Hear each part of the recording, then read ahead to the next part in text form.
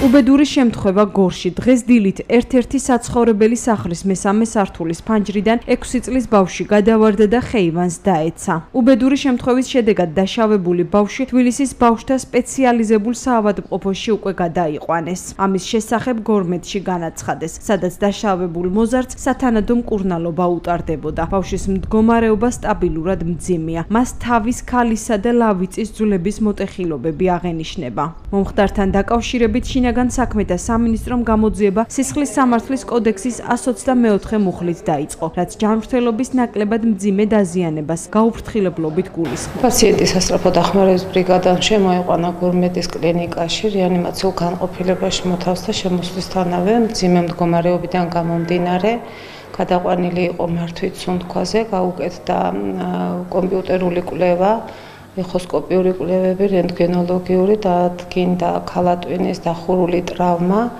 არასაოპერაციო ამ ეტაპზე, მდგომარეობა დასტაბილურდა და გადაყვანილია იაშვილის სახელობის კლინიკაში.